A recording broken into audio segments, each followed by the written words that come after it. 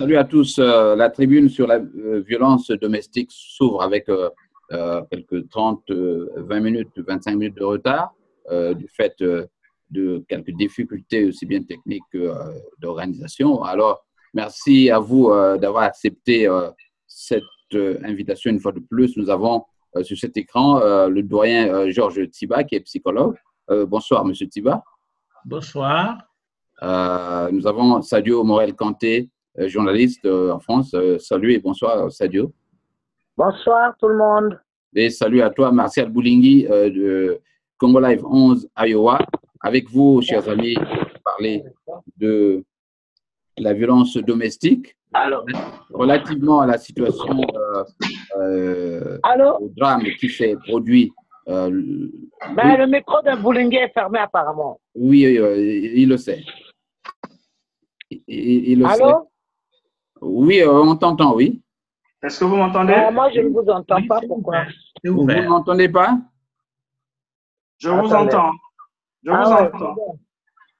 Ça va, j'entends tout le monde. Voilà, donc je disais que cette tribune a été programmée relativement à ce qui s'est produit la semaine dernière au Texas avec l'assassinat de nos compatriotes, 2 enfants, par leur propre père. Et donc, ce scandale a suscité un tollé, comme vous le savez. Les images, nous les avons vues sur le net. Et aujourd'hui, nous allons essayer, à partir de cet événement, de circonscrire les aspects essentiels de la violence domestique sur 3 axes, notamment le premier axe qui porte sur la violence à l'égard des femmes, deuxième axe, violence à l'égard des enfants, mais aussi, vous en doutez, violence à l'égard des hommes. Avec vous, donc, professeur Tiba, essayons d'abord de faire une espèce de déblayage, donc définition des concepts. Qu'entendons-nous par violence et quelles sont les formes de violence que nous pouvons répertorier? Alors, merci. Alors, c'est vrai que le sujet est tellement vaste qu'on ne peut pas simplement s'appuyer sur un événement pour essayer d'expliquer, parce qu'à ce moment-là, ça serait quelque chose d'individuel. Si on élargit, si on a une vision de l'aigle un peu, on va démarrer par les définitions. Qu'est-ce que c'est que la violence? Qu'est-ce que c'est que ce mot violence? Alors, je vais aborder 3 aspects. D'abord, en tant que définition, la violence, c'est un rapport de force.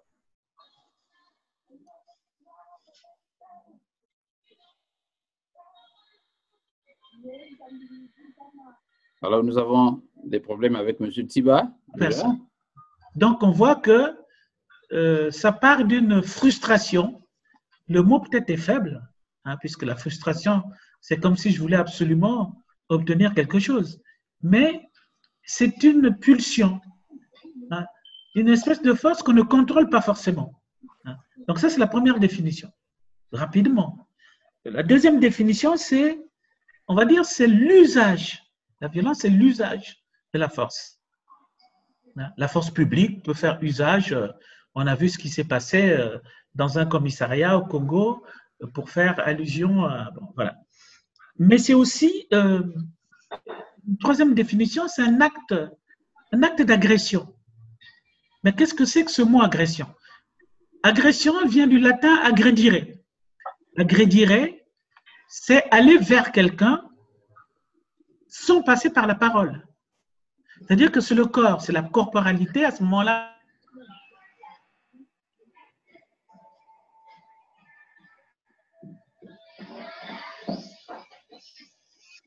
Allô?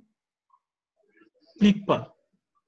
On ne donne pas à l'autre le loisir de verbaliser ce qu'il ressent. Et c'est tout de suite un passage à l'acte. Et si je veux aller plus loin, dans cette définition de l'agression, les Anglais ils appellent ça, enfin vous qui êtes anglophone, comprendrez peut-être quand je parle de acting out. Voilà. Un acting out, la caractéristique du acting out, c'est que l'acte qu'on pose ne s'adresse pas forcément à la personne à qui ça s'adresse. Ça s'adresse à parfois un tiers, parfois une société, parfois un État. quand nous avons des États tellement dictatoriaux, souvent, cet acte, c'est la réponse à quelque chose qui nous est complètement étranger.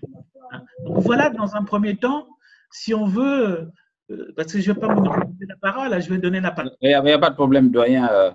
Voilà, donc Sadio Morel-Kanté, nous avons quelques problèmes d'image avec M. Tibaye. Voilà, Sadio Morel-Kanté, est-ce que vous pouvez passer aux variantes? Après, je disais, c'est Oui. l'usage pour contester quelque chose. Et puis après, je vous ai parlé d'agression en passant par un détour étymologique. Donc voilà, dans un premier temps. Voilà. Alors, est-ce que nous pouvons, Sadio, parler des variantes, des différentes formes de violence en général? Nous sommes ici dans le domaine conjugal. Oui, mais si on parle de différentes formes de violence, c'est vrai qu'il y a des variantes dans un ménage. Il y a la femme qui peut avoir de l'ascendance sur le mari l'ascendance sur la femme, et un parent sur les enfants, ou les deux parents sur les enfants, ou de façon décalée ou en même temps. Voilà, il y a toutes ces formes qui peuvent arriver dans un foyer. Mais de façon plus large, voilà. Il y a les violences scolaires, les violences politiques, les violences entre gangs, et voilà, il y a plusieurs types de violences, quoi. Je peux ajouter quelque chose? Allez-y, doyen Tiba. Allez-y.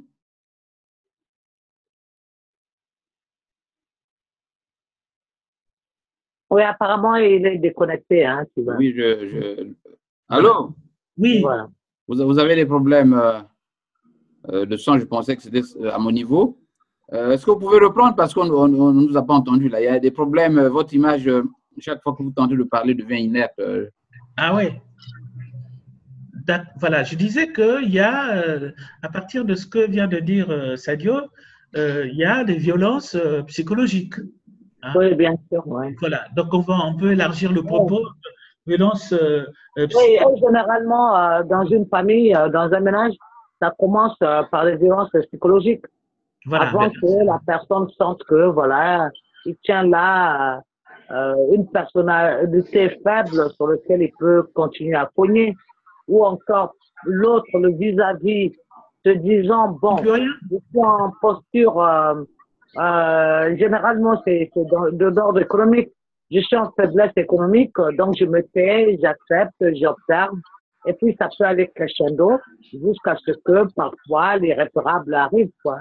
Nous verrons dans les détails comment cela se traduit. Alors, est-ce que Martial Boulingui, vous pouvez revenir sur ces fameux aspects? On en parle tout le temps ici aux USA, notamment en termes d'abuse.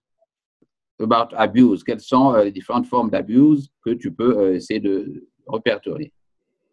Merci Jean-Louis, bonjour Sadio, bonjour professeur. Je veux me permettre de dire que la violence est une violence conjugale, bien sûr, est une notion pluridimensionnelle. Pourquoi pluridimensionnelle? Tout simplement parce que cette violence peut avoir des impacts non seulement sur les finances, donc l'économie de la famille ou encore de la personne qui subit la violence conjugale. Elle peut aussi avoir des effets sur l'émotion de la personne qui est sujet donc de violence conjugale. Elle est psychique ou psychologique, ou encore c'est une notion qui peut aussi avoir des incidences sur le niveau social de la personne, parce que cette personne-là peut être socialement victime de la violence conjugale.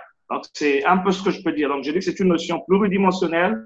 Elle est sociale, elle est émotive, elle est psychologique. Et puis, pour finir, elle est économique. Dans ce que nous allons dire, j'essaierai de démontrer aussi avec des petits arguments ce que je suis en train de dire. À quel moment on parle d'une violence économique, à quel moment on peut parler d'elle qu'elle est psychologique, ou à quel moment elle peut avoir des réactions plutôt sur le plan social. Alors, nous allons maintenant nous jeter à l'eau pour voir dans quelle mesure, dans la relation, dans les couples que nous observons tous les jours, qu'il s'agisse des USA ou de l'Europe, ou de l'Afrique, du Congo, notre pays, bon, il y a dans ces foyers des hommes déjà qui ont cette propension-là, cet instinct de violence qui les caractérise toujours. Donc, qui n'ont pas toujours cet esprit de vouloir concilier les choses, mais veulent toujours en venir aux mains. Mais en dehors de cela, quand nous mettons de côté cet aspect vindicatif de certaines personnes, quelles sont les raisons dominantes que nous pouvons lister et qui sont chaque fois à l'origine de ces violences à l'égard de la femme, donc de l'homme envers la femme? Professeur Tiba. Bon, c'est difficile hein, de... Peut-être que Sadio pourra répondre à la question. C'est plus facile pour toi, non, Sadio? Non. Bon, on va essayer de... La femme, peut-être, comprend mieux ces réactions des hommes. Bon, généralement, les hommes qui réagissent comme ça, dans nos sociétés, font de la reproduction. Quand ils ont vu leur père être comme ça, ils peuvent faire la même chose en pensant que c'est comme ça qu'on traite une femme. Sinon, dans le cas occidental, je crois que c'est souvent des personnes psychologiquement faibles qui arrivent à de tels abus sur la femme. Hein, je parle sous contrôle du professeur. Et en Afrique de l'Ouest, généralement, la femme a été, le pouvoir de la femme a été beaucoup cassé. Hein. Je crois que j'ai lu quelques ouvrages de quelques savants, de bien-pensants qui pensent que c'est depuis que surtout le colon est arrivé chez nous qu'il a ravi le pouvoir politique et social à l'homme, que l'homme s'est comme ça projeté sur la femme pour retrouver la place que le colon lui a ravie. Hein, c'est des livres que j'ai lus par-ci et par-là, des essais. Je n'en déduis pas que c'est forcément ça. Mais dans le cas occidental, la plupart du temps, parce que dans le cas occidental, la femme a une place. Hein, pour nous qui avons été mariés à des occidentaux, on voit que le foyer est dirigé par la femme et que dans ce cas d'espèce, l'homme est mis à l'infinitif. Quand il est à la maison, c'est la femme qui est vraiment celle qui tient le ménage, celle qui... Mais ce qui est étonnant, par exemple, pour le cas de l'Afrique de l'Ouest, et puis, je sais pas, quand l'islam est arrivé, il s'est aussi cassé quelque chose parce que quand je vois dans ce qui est la première charte des droits de l'homme au monde, la charte de Furukafuga, écrite au XIIIe siècle par des chasseurs de l'Empire du Manding, où dans son article 13, on disait que les femmes, en dehors de leurs tâches quotidiennes, auront tous un rôle à jouer dans les fédérations, dans les royaumes, parce que l'Empire c'était une fédération de royaumes, dans les royaumes dans lesquels ils sont issus. Ça c'était au 7e siècle.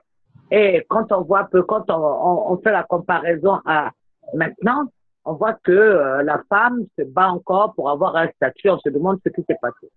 Quant à l'Afrique centrale, la plupart du temps, il y a eu on a des sociétés matriarcales où la femme avait un poids réel.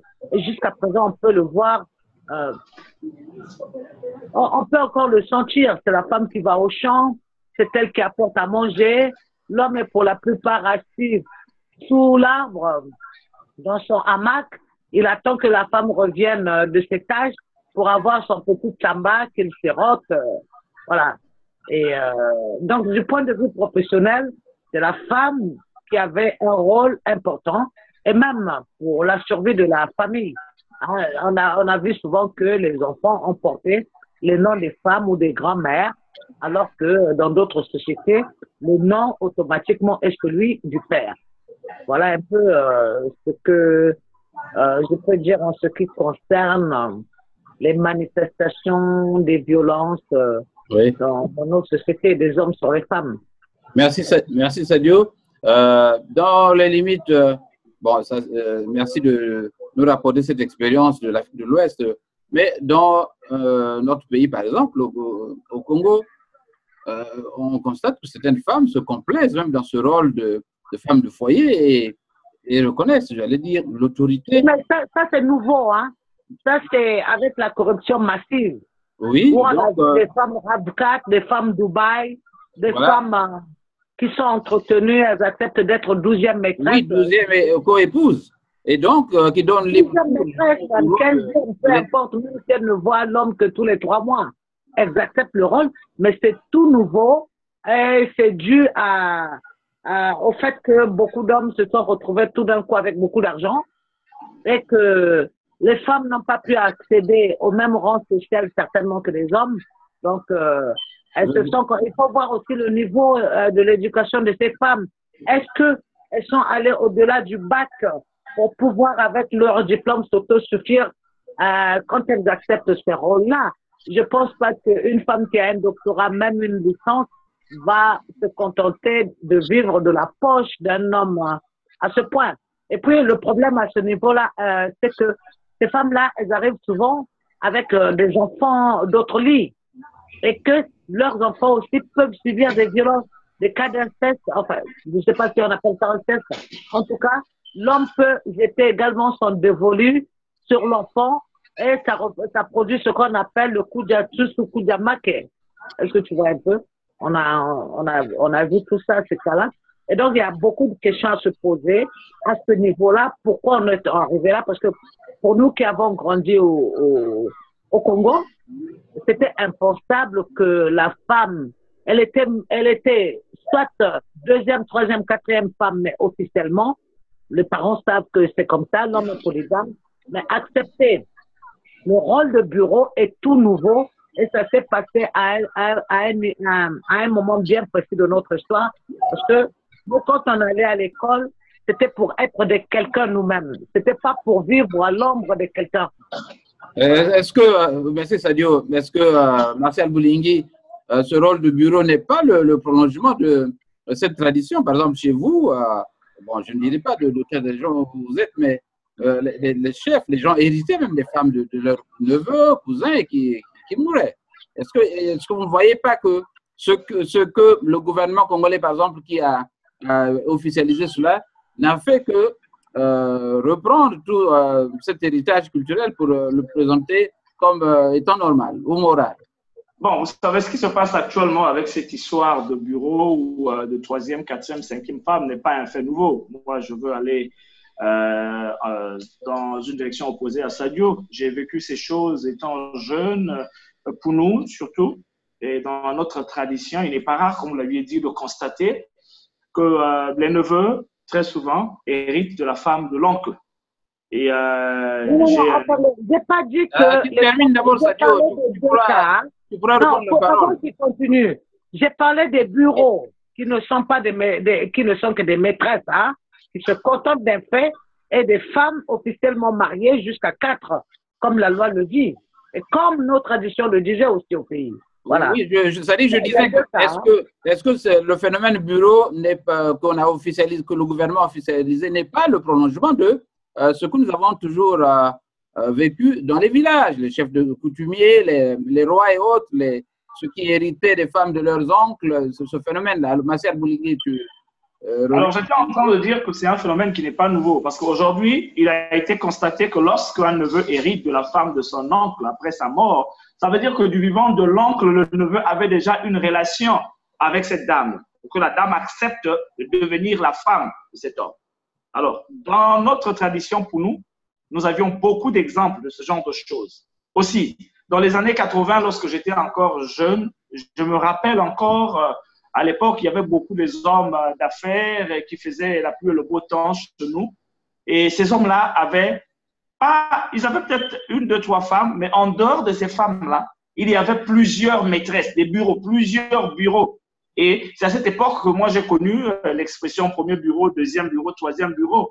Et ceci n'a fait que prendre de l'ampleur aujourd'hui, comme vous l'avez dit, avec des hommes qui arrivent, qui par coup de chance deviennent des milliardaires. Et qui n'ont pas pu penser un jour qu'ils pouvaient avoir tout l'argent qu'ils ont aujourd'hui, mais comme par un coup de bâton magique de l'histoire, ils se retrouvent milliardaires. Alors, ces hommes, généralement, ne savent pas comment gérer non seulement l'argent, mais gérer aussi leur appétit sexuel. C'est ce qui explique que nombreux ont des douzaines de bureaux, de maîtresses et consorts. Donc, c'est dans cette lignée-là que je voudrais dire. Alors, je veux aussi repartir un tout petit peu sur ce que moi je pense en tant que Marcel Bouligny. Quelles sont les raisons ou encore les origines de certaines violences, non seulement dans nos sociétés traditionnelles africaines, mais aussi dans les sociétés occidentales. En ce qui concerne les sociétés occidentales, notamment l'Europe et l'Amérique, je peux dire que l'alcool, le stress, la drogue et le complexe sont en fin de compte les raisons primordiales, les raisons qui poussent,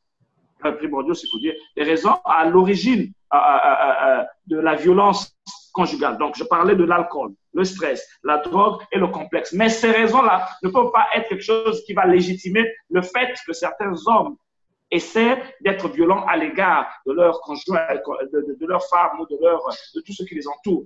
Maintenant, en ce qui concerne la société traditionnelle africaine, je veux dire qu'il y a nos coutumes, certaines coutumes qui ont fait que la femme soit reléguée juste au rang de simples choses, que la femme est devenue juste cette personne-là qui, comme les enfants, pourvoit aux besoins de la famille. Elle, son rôle, c'est aller au champ, amener de la nourriture. Et même dans notre tradition, par exemple, il y avait des nourritures que la femme n'était pas censée manger. Ça, c'est par exemple, pour moi, dans notre société traditionnelle, l'origine même de la violence conjugale. En ce qui concerne l'Europe, parce qu'en Europe aussi, il y a eu des moments, même si aujourd'hui la France est la nation, la patrie des droits de l'homme, mais la France aussi a eu sa période sombre, notamment avec la période de Bonaparte. Nous connaissons tous que Napoléon Bonaparte avait dit ceci: la femme est donnée à l'homme comme l'arbre à fruits est donné au jardinier. Alors, ceci dénote donc du problème de la violence conjugale à l'époque aussi qui existait de manière légale au niveau des institutions européennes, notamment la France. Alors, doyen Tiba, oui, ben alors j'écoute tout ce. Voilà, la femme africaine tend à se complaire dans ce rôle de femme de foyer et donc de reconnaître en l'homme le patron, le chef de famille. Ce qui donne compte certainement à ces formes de violence aussi, non? Voilà, tout ce qui est dit témoigne d'une chose, c'est la place du sujet. Hein? Quelle est la place de la personne et comment on accède à ce statut de sujet? C'est-à-dire que ce que vous dites là, c'est quoi? C'est qu'à un moment donné, il y a une personne, en l'occurrence un homme, qui prend la posture de prédateur. Mais qu'est-ce qu'un prédateur? Pour regarder dans le cercle animal, le roi lion, quand il arrive, les lions vont s'écarter quand vous voyez la viande et tout ça.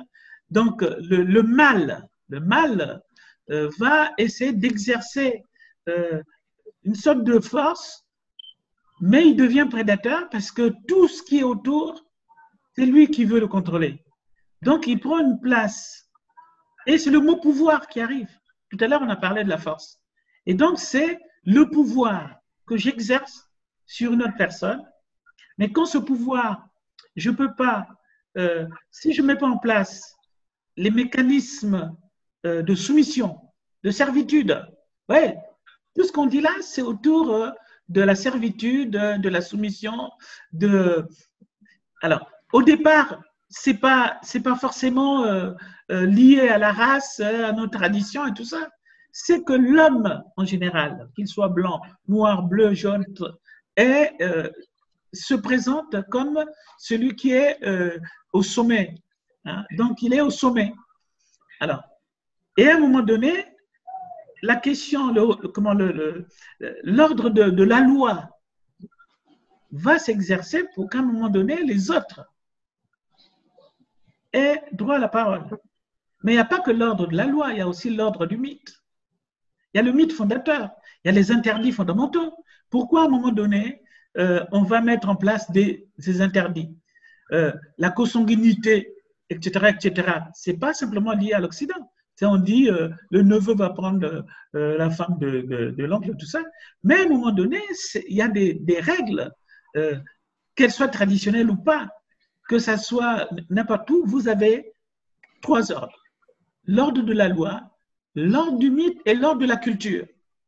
Si on prend l'ordre de la loi, toutes les sociétés posent des interdits. Tu ne coucheras pas avec ta fille. il y a des interdits, l'inceste et tout ça. Donc, à un moment donné, la société, quelle qu'elle soit, est régie par la loi, l'ordre de la loi. Et puis, il y a l'ordre du mythe. Cette place de l'homme qui serait le semblable de Dieu, à un moment donné, voilà, vous voyez ce que ça provoque. C'est au niveau de la place, de la centralité du pouvoir. Où, bon, voilà, la dictature, c'est la même chose. Et puis, vous avez l'ordre de la culture. Et là, l'ordre de la culture vient corriger tout ce qu'on a dit. Tout ce qu'on a dit là, 5e bureau, 3e bureau. Mais c'est la dépravation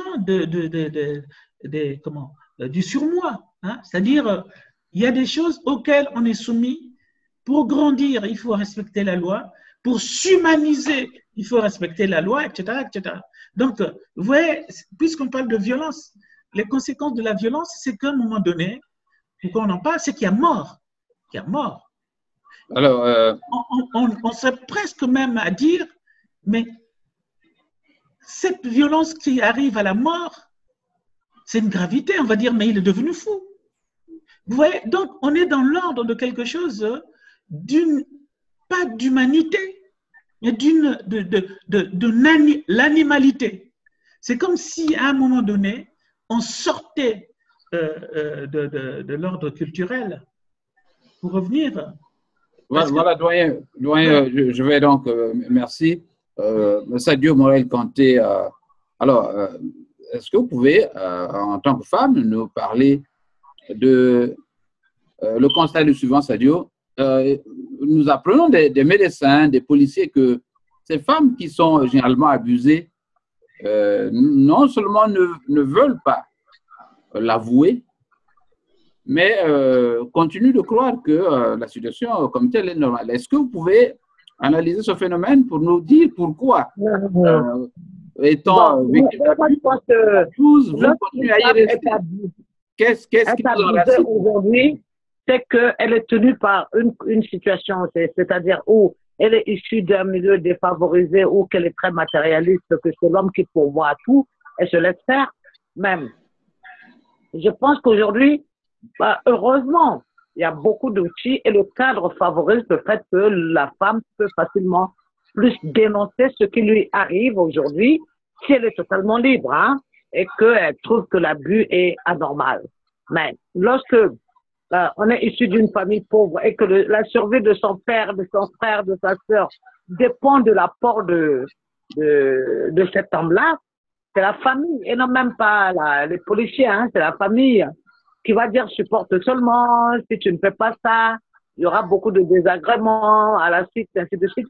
Et je crois que aujourd'hui c'est beaucoup plus, je crains plus pour les hommes, que les hommes ne puissent pas parler de leur violence plus que les femmes. Parce que les choses sont faites de telle sorte que un homme aura du mal à aller dire je suis violenté par ma femme. Si par exemple un homme est violé dans un commissariat de police, il aura plus du mal à le dire qu'une femme violée dans le même commissariat de police. Donc je pense qu'il faut plus craindre aujourd'hui par rapport au cadre et aux outils qui nous sont offerts pour la violence faite aux hommes qu'à la violence faite aux femmes. Tu peux répondre à ça, Martial? Pardon? Tu peux répondre à ça? Bon, déjà, je veux dire que… Oui, allez-y. Sadio venait de dire quelque chose de vrai, parce que lorsqu'on est violenté, surtout dans nos sociétés traditionnelles africaines, même ici, pour un homme, ça ne sera pas facile que ce dernier puisse s'ouvrir, s'extérioriser sur une certaine violence qui a été faite à son égard, notamment lorsqu'elle est sexuelle. Alors, on va essayer de garder cette chose pour soi, ne pas parler. Mais en gardant la chose, en ne sexualisant pas, ça va causer plus de problèmes que si la personne avait le courage d'en parler, de recevoir de l'aide. Donc, je suis entièrement d'accord avec sa vision. Et aussi bien que ce soit les femmes, que ce soit les hommes, il est très difficile, surtout avec l'éducation que nous avions reçue, de s'exposer. C'est des questions difficiles à vraiment s'exprimer, à vraiment demander de l'aide là-dessus. Donc, c'est compliqué. Je suis entièrement d'accord avec ça. Professeur Tiba, je voudrais vous entendre sur deux axes. Le premier, celui que Sadio évoque, donc la violence des hommes à l'égard d'autres hommes, mais aussi, ça il ne faut pas l'oublier, violence des femmes à l'égard des hommes. Voilà. Les hommes sont aussi des victimes, non, Sadio? Alors, j'ai lu dans un journal, là, je ne sais pas si vous avez vu sur Facebook, l'histoire qui se passe à Mfilou. Donc, c'est Tamarcel qui a épousé Ma-Thérèse, et ça fait 15 ans que le couple existe, mais pendant 15 ans, Tamarcel a subi des brimades de son épouse. Et il n'osait pas le dire. Et ces jours-ci, semaine dernière, il fait une réunion de famille pour dire, ben voilà ce que je subis. Jusqu'à présent, je ne l'ai pas dit parce que j'avais peur qu'on se foute de moi. Allez-y. Nous avons encore des problèmes de son avec M. Tiba. Allô, doyen Tiba, est-ce que vous nous écoutez là? Et on dit que la femme… Est-ce que vous pouvez rapidement reprendre parce que vous avez des coupures? Oui, c'est vrai que c'est fini parce que j'ai beaucoup de coupures. Parfois, je n'entends pas mes interlocuteurs. Donc, cette dame… C'est bien difficile aujourd'hui. Vous avez des problèmes d'image combinés au son, certainement. En fait, elle a toujours fonctionné comme ça. Et les sœurs de M. Marcel n'osaient pas l'invectiver parce qu'elle avait peur elle-même d'en prendre une. Donc là, le fait que ça soit sur la place publique, voyez-vous la place, le statut de la parole, le fait que ça soit sur le statut public, eh bien, M. Marcel est tranquille, sauf que depuis, il fait la risée du quartier. Si on le montre du doigt, voilà le monsieur qui se fait tabasser par son épouse. Donc, c'est le statut du silence. Hein? Le silence vient révéler quelque chose de comment on est pris là. Vous savez, le syndrome de Stockholm, là, quand vous êtes victime, vous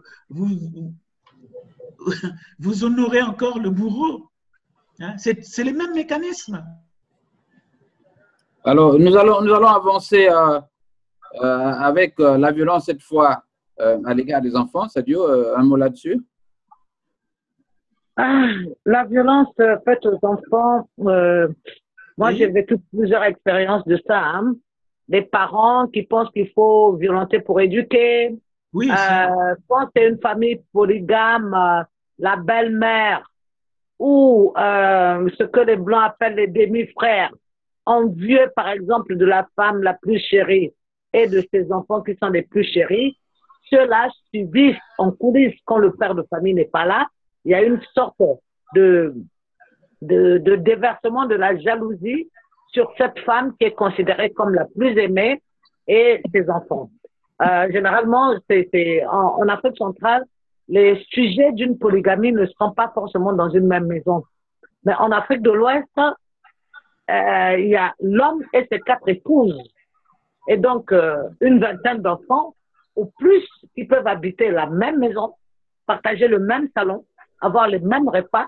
Donc, la proximité fait que les jalousies sont plus aggravées et donc que des violences de toutes formes peuvent y surgir, y compris de l'inceste pour se venger des enfants de la femme qui est la plus aimée. Ça, je ne vais pas rentrer dans les détails pour dire que moi-même j'en ai été victime, mais je peux vous assurer que ça existe. Et oui, aussi, le sujet que vous abordez, c'est un sujet de la question des privilèges. C'est-à-dire voilà. qu'à un moment donné, on ne peut pas en parler parce qu'on risque de perdre des privilèges. Alors, Voilà, en plus, quand on est enfant, qu'on ne comprend pas bien ce qui arrive, et que nous, quand on grandissait, dire que j'ai été violée, d'abord, on ne te croit pas, et puis voilà, c'est compliqué, c'est complexe. Et maintenant, même un enfant de 5 ans peut aujourd'hui dire j'ai subi des attouchements par telle personne, mais de mon temps, il n'était pas évident de dire que j'ai été violée et tout ça. Et même que le fils du mari peut se permettre de draguer l'une des épouses de son propre père par vengeance, par jalousie, pour tenter de calmer sa mère, qui est peut-être l'une des mal-aimées. Hein? Et donc, il y a ça. Et puis, dans le cas, je parle toujours de l'Afrique de l'Ouest musulmane, dans le cas où il y a le vira, c'est-à-dire, ou sorora, c'est-à-dire il y a le père le frère est décédé. Pour garder la famille unie, on demande au petit frère d'épouser la femme ou les femmes du grand frère avec leurs enfants. Et si lui-même avait dans le temps convoité cette femme qu'il n'a pas eue, ça peut créer des remous. La jalousie, les violences faites entre coépouses à ce moment-là peuvent s'accentuer parce que c'est la dernière qui arrive et on dit souvent que la dernière elle est plus aimée et donc elle va subir la foudre des autres qu'elle a trouvés sur place. C'est multiforme, ce genre de violence, surtout quand c'est des familles composées ou nos sociétés avec des polygamies et des enfants de plusieurs lits et voilà, où on donne une place de tout puissant à l'homme, même quand il n'est pas puissant, hein, parce que je vois pas, aujourd'hui, moi, dans mon contexte, quand on vient de me dire que mon mari est plus puissant que moi ou moi plus puissant que mon mari, je ne comprendrai pas parce que aujourd'hui, nous vivons quand même dans des sociétés où on sait qu'il y a des complémentarités dans les rôles, hein, et que on se complète plutôt comme deux frères à des tâches ou comme deux sœurs à des tâches ou comme deux enseignants à des tâches. Il y a pas, je ne pense pas que moi, ma génération ou certaines de ma génération fonctionneraient en termes de femmes liges ou qu'il faudrait aussi avoir un homme lige pour être heureux dans le ménage. Non. Et Marcel Boulingui, chez toi, est-ce que c'est imputable la polygamie? Tu as récemment évoqué des cas d'inceste reconnus comme tels, comme des valeurs même dans ta culture. Alors, à quoi tu attribues cette violence à l'égard des enfants? Bon, généralement, la violence à l'égard des enfants, à mon entendement, ne devrait pas exister. Je suis en train de me poser plein de questions. Qu'est-ce qu'il faut poser? D'aucuns peuvent dire que c'est le manque d'amour qu'un père peut avoir ou les problèmes qu'il subit avec la femme, qui peuvent, n'ayant pas trop de possibilités de se venger, de remettre cette haine sur la mère, peut se tourner vers les enfants. Et les enfants peuvent donc être victimes de cette haine du père vis-à-vis de la femme, mais qui va se déporter sur ses propres enfants. Et il y a aussi le contexte de rivalité, comme Sadio l'a expliqué tout à l'heure, mais c'est quelque chose qui, à mon entendement, ne devait pas s'expliquer, parce qu'on ne peut pas comprendre qu'on puisse faire de la violence à l'égard des enfants. Ouais, mais ça ne s'explique pas, mais ça existe, on le vit. Voilà, ouais, malheureusement. Doyen Tiba. Voilà, vous êtes du Poul, je crois, non? Moi, je suis de… Non, on vous appelle Tiba, mais vous devez être du Poul. Oui, je suis du Poul et surtout de Zanaga, à Lekumu. Bon, voilà. Alors, parlez-nous de la violence vue dans les limites de votre région et faites une ouverture sur le Congo et en Occident. Non, mais je voulais… Comment dire, c'est vrai que si on ressasse un peu nos cultures, je crois pas qu'on va s'en sortir. Hein.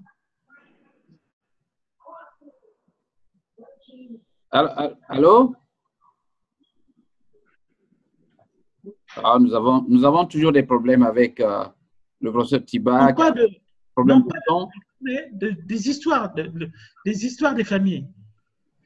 Et qu'à un moment donné, on a en héritage ce qu'on appelle la reproduction sociale, des choses comme ça. On a en héritage comment on a été élevé et quelle est la place qu'on a occupée.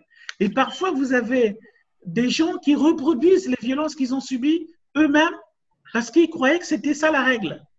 Oui. Hein? Moi, dans ma profession, bon, je ne vais pas citer des exemples précis pour le secret professionnel qui m'habite, mais… allô? Voilà, toujours des coupures. Monsieur Tiba a des problèmes de micro aujourd'hui, décidément. Alors… C'était normal.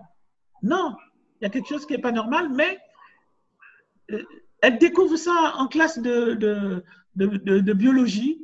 La prof qui explique une leçon, hein, voilà. Et puis elle dit, ah bon? Mais moi, je l'ai fait avec mon frère. L'autre qui dit, mais comment ça, tu as fait ça avec ton frère? Il dit, oui, moi, je croyais que c'était normal. Et à ce moment-là, l'enseignante qui entend ça lui dit, allez voir l'assistante sociale parce qu'il faut aller porter plainte. Alors, le cas que j'évoque, ça a été une vraie catastrophe parce que c'est quelque chose au sein de la famille qui a été externalisé. Le juge s'en est emparé et ça fait des conséquences redoutables.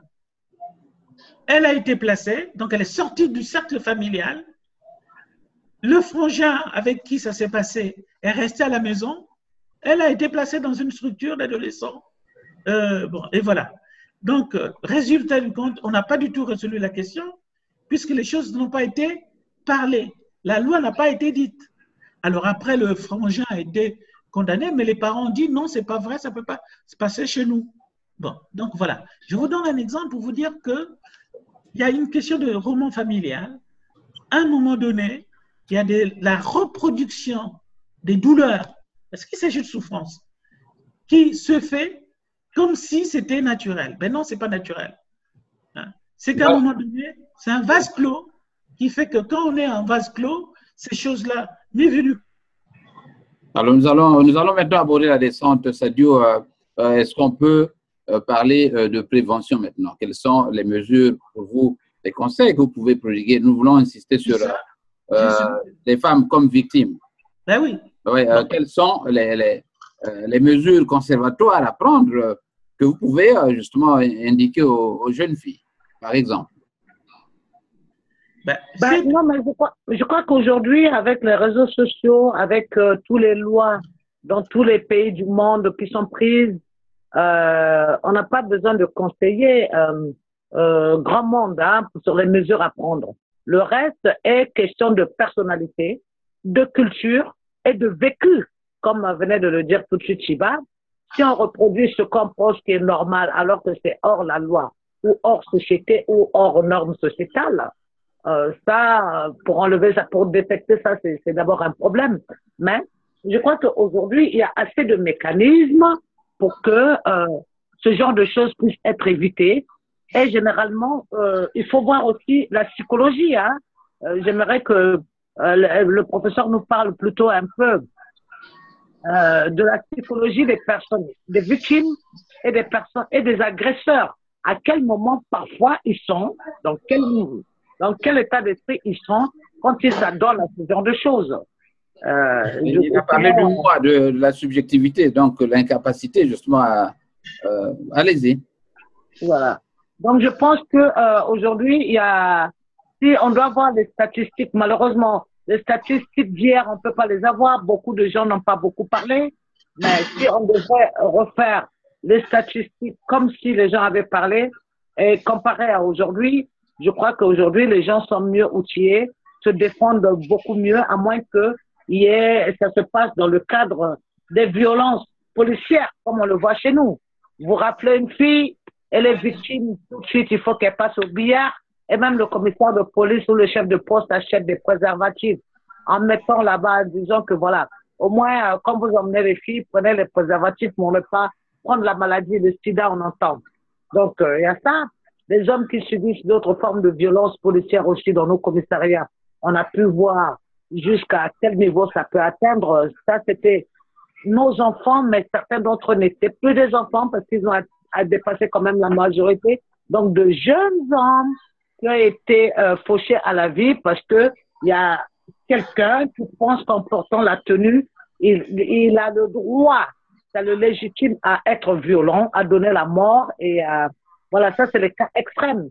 Mais dans les cas de nos sociétés, en famille ou dans les quartiers, je crois que on observe, à part les jeux d'enfants, à part des enfants qui se bagarrent et qui se bagarreront toujours à la sortie de l'école ou pendant les jeux d'enfants, il y a beaucoup moins d'agressions adultes ou même familiales parce que les gens sont outillés, peuvent dire non. De plus en plus, les gens partent à l'école, donc sont éduqués et généralement, l'acceptation se fait, je le répète, plus facilement par rapport sur les victimes qui n'ont pas eu assez longtemps accès à l'éducation ou qui ont des problèmes économiques ou financiers. Voilà, Marcel Boulingui, le doyen aura la possibilité de conclure. Marcel Boulingui, vous avez, voulez-vous donner quelques conseils ou quelles mesures conservatoires pensez-vous indiquer aux jeunes filles pour éviter les drames que nous connaissons, notamment les dérives de certains bourreaux dans les foyers qui en viennent au pire. Martial Boly. Très rapidement, je vais revenir d'abord sur la violence, très rapidement, pour dire que la violence, c'est un cycle. Et ce cycle-là, je vais essayer de le présenter en quatre phases. Donc, la première phase, c'est la phase où l'homme, où la personne qui est violente manifeste de la colère à l'égard de l'autre. Cette personne réduit l'autre carrément à l'état de silence. La victime se sent inquiète, ok? Elle tente d'améliorer le climat et essaie, tant qu'elle peut, à faire que les choses marchent par les gestes et les paroles. Ça, c'est la phase que je peux appeler la première phase. La deuxième phase, l'agresseur devient beaucoup plus violent, ok? Et cela peut être verbal, psychologique, physique, sexuel ou économique. Ça, c'est la phase numéro 2. Et dans la troisième phase, l'agresseur trouve des excuses pour justifier son comportement. La victime tente de comprendre ses explications et cherche à lui donner un peu d'aide comme il peut et essaie de prendre, comment dirais-je, le contrôle de la situation. Et dans la phase 4, l'agresseur demande pardon, il veut faire partie d'une thérapie pour essayer de s'en sortir, mais très souvent, toutes ces étapes-là ne réussissent pas. Et il est très important que la personne qui est dans ce cercle-là, que j'ai essayé de définir, le cercle de la crise, là où il y a la première étape, la crise d'attention, le climat de tension plutôt, et la deuxième étape, la crise en elle-même, la troisième étape, la justification, et la quatrième étape que l'on peut appeler comme lune de miel, parce que ça peut réussir ou ne pas réussir lorsque la personne demande à se faire réhabiliter par des traitements ou des thérapies. Mais il est important de comprendre et de réaliser pour les personnes qui sont victimes de violence, savoir tirer, est-ce que cette personne est réellement sincère lorsqu'elle veut arriver dans la quatrième étape où elle veut vivre une deuxième lune de miel, c'est-à-dire là où les choses vont marcher, que la thérapie va leur permettre de retrouver l'équilibre dans la famille. Alors, les personnes doivent être capables de distinguer ce qui est bien et de distinguer si la personne est en train de mentir, de feindre, ou la personne est réellement sérieuse. Cela permettra aux jeunes épouses ou aux jeunes femmes victimes de ces violences-là de ne pas se faire mentir encore pour repartir dans le même cercle où il y aura encore le climat de tension, il y aura des crises et il y aura des justifications pour repartir encore à la lune de miel. Donc, il est important pour la personne victime d'essayer de regarder ces choses-là. Quel est le climat qui règne dans la relation? Est-ce qu'il y a réellement des crises? Est-ce que la personne essaie de se justifier? Allô? Je sens que nous avons quelques problèmes de ligne. Allô?